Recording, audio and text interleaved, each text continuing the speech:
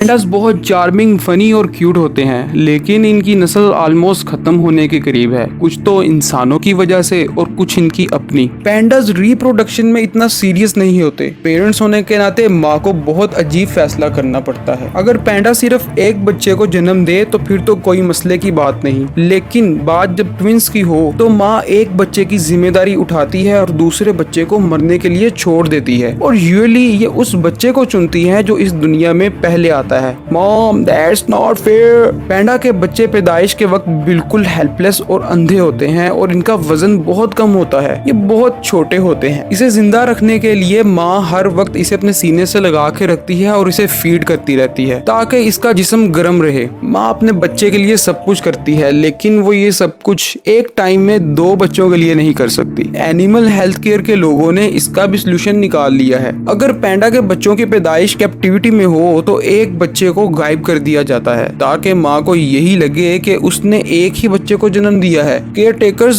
दिन में 10 बार इस बच्चे को बदलते रहते हैं और इस तरह पैंडा माँ एक ही बच्चा समझकर अपने दोनों बच्चों की परवरिश कर लेती है।